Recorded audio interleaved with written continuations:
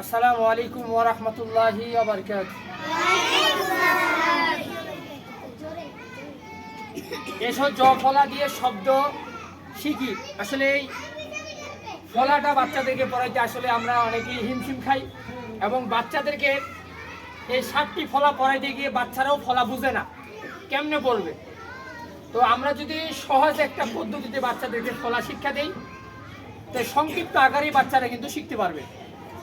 অতএব দেখেন, এখানে সত্য লেখা হয়েছে। এখন এখানে ত আছে, আমি বাচ্চাদেরকে শিক্ষা দিয়েছি তর সাথে যে ফলা আসবে সেটাও ত, সেটা এখানে বেসাল দিয়েছি। দন্তাস্বর করে দুইটা তো আসার পরে এটাও কি সত্য। তাহলে এখানে দুইটা তো থাকার কারণে বাচ্চারা সহজে উচ্চারণ করতে পারবে, ফলা পড়তে পারবে। এখানে ধন্য, তো এখানে ফলা আসছে। এখন বাচ্চারা এদেরকে শিক্ষা দেবে দন্তান্নর সাথে যে ফলা আসবে সেটাও দন্তান্ন সমান সমান। এখানেও কিন্তু কি দন্তান দুইটা দন্তান্ন দেওয়া হয়েছে, অতএব বাচ্চারা সহজে বুঝতে পারবে এটাও ধন্য। এভাবে যদি বাচ্চারাদেরকে বোঝানো হয় যে যার সাথে যেটা ফলা যখন আসবে, তর সাথে আসলে ত হবে, দন্তান্নর সাথে আসলে দন্তান্ন হবে, তারপরে দর সাথে আসলে দ হবে, তারপরে পরীক্ষার জর সাথে আসলে জ হবে, গড় সাথে আসলে গ হবে।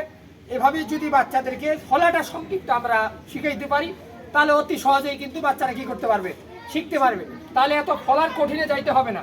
আমি বাচ্চাদেরকে কালকে পড়াইছিলাম যে সত্য, শব্দ, গদ্য, পদ্য, ধন্য, খাদ্য, রাজ্য, ভাগ্য। তো বাচ্চারা আজকে সহজে একটার সাথে একটা লাগায় সংক্ষিপ্ত উচ্চারণ করতে পারতেছে। তো এই জন্য আমি বলছি যে আসলে যাহাতো এরা সহজে সবাই পারতেছে ফলা পড়তে, তো কি কেন পারলো এই বিষয়টা আপনাদের সামনে তুলে ধরলাম। যে তর সাথে ফলা আসলে ত, দন্তান্নর সাথে ফলা আসলে দন্তান্ন, দর সাথে ফলা আসলে দ। সহজ।